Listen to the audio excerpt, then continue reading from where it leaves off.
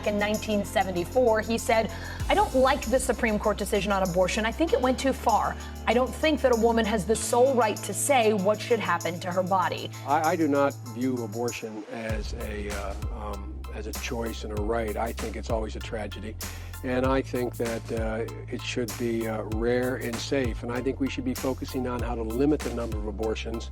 The Supreme Court has overturned Roe versus Wade. What exactly does that mean? Hey guys, my name is Jason Wesley, and this is not a podcast. I cannot tell you the outrage I feel at this decision. The Republicans have been working toward this day for decades. Women will die. Abortion, safe and legal. So Roe has finally been overturned in a historic 6-3 ruling by the U.S. Supreme Court that everyone saw coming after a leaked draft opinion that had majority support, and President Biden wasn't too happy about it. It's not hyperbole to suggest a very solemn moment. Today, the Supreme Court of the United States expressly took away a constitutional right from the American people that it had already recognized. They didn't limit it, they simply took it away. That's never been done to a right so important to so many Americans. But they did it. Now Biden says that we should codify Roe and that Roe is on the ballot. This fall, we must elect more senators and representatives who will codify women's right to choose into federal law once again. Elect more state leaders to protect this right at the local level. We need to restore the protections of Roe as law of the land. We need to elect officials who will do that. This fall, Roe is on the ballot. Personal freedoms are on the ballot. The right to privacy, liberty, equality, they're all on the ballot. The thing is that Jane Roe in the case never had an abortion. I fought to obtain a legal abortion, but the truth be told, I have 3 daughters and have never had an abortion. Nancy Pelosi also thought it wasn't a good day. She said that women today have less freedom than their mothers. Because of Donald Trump, Mitch McConnell, and the Republican Party, their supermajority in the Supreme Court, American women today have less freedom than their mothers. With Roe and their attempt to destroy it, radical Republicans are charging ahead with their crusade to criminalize health freedom. Then she says that there's a plot from the Republicans and that they cannot have a majority in Congress. The Republicans are plotting a nationwide abortion ban. They cannot be allowed to have a majority in the Congress to do that. She also says that this is deadly serious. This is deadly serious. But we are not going to let this pass. A woman's right to choose, reproductive freedom, is on the ballot in November. Now, I'm not sure that that's going to help unite the country, but she then compares the right to bear arms to the right to an abortion. It's such a contradiction. Yesterday, they say the states cannot make laws governing the constitutional right to bear arms. And today, they're saying the exact reverse, that the states can overturn a constitutional right for 50 years, a constitutional right. The only thing is that the right to an abortion isn't in the Constitution. The right to bear arms is. And AOC says that this endangers birthing people. They chose to endanger the lives of all women and all birthing people in this country.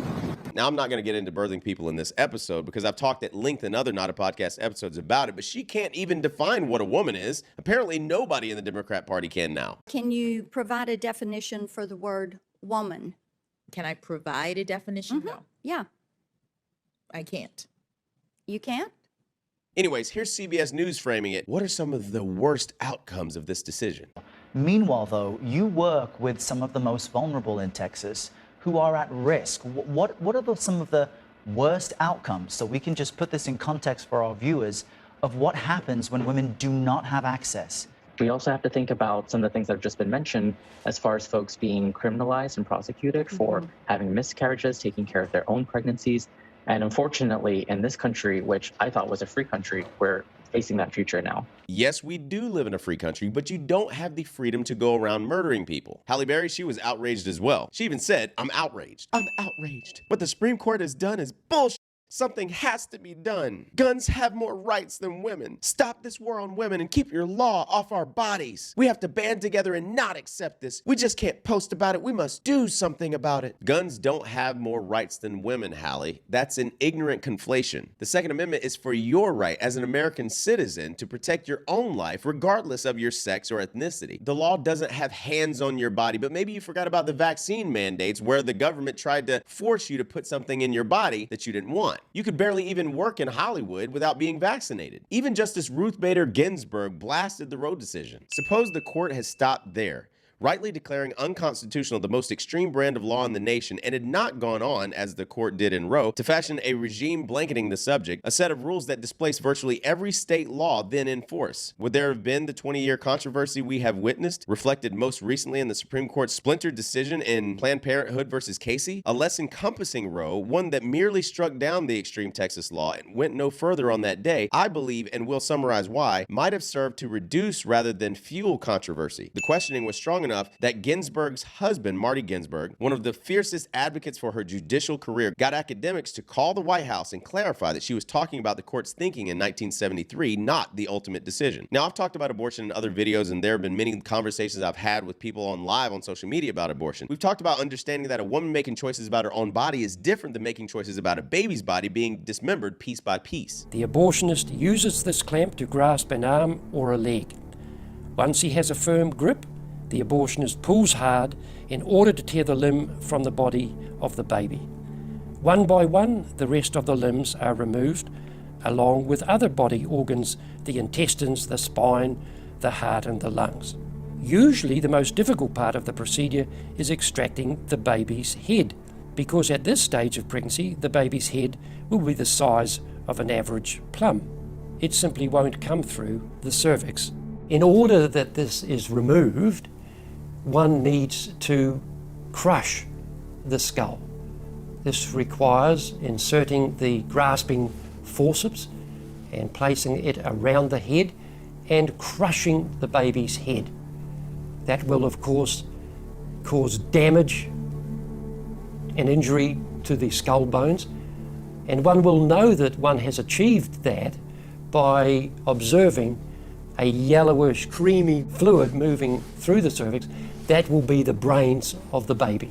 We've also talked about how the language is constantly changing to make words more palatable for people to say, like a woman's right to choose. Choose what? Choose death. To choose abortion, the choice to kill a baby in her womb. Then they changed the language to call it healthcare. It's family planning. Now, can you imagine someone saying to the woman that just murdered her 3 kids on Mother's Day in Woodland Hills that she was just planning her family? She realized she didn't want kids anymore. And I've said it before, but it really comes down to, when does life begin? Can we come to an agreement as to when life begins? Now, if you're a Christian or a part of any religious community, you believe that life begins at conception. And as technology advances more and more, we see that this is true and confirms what God's word has already told us all along. Jeremiah 1:5 says, "Before I formed you in the womb, I knew you. Before you were born, I set you apart." The implication here is that we have a spirit inside of this physical body and that God created us and has a plan for us. Jeremiah 29:11 says, "For I know the plans I have for you, declares the Lord. Plans to prosper you and not to harm you. Plans to give you a hope and a future." But if we were to create laws locally, which, like in this decision, turns abortion back over to the states, when would the left, right, and center be able to come together to say,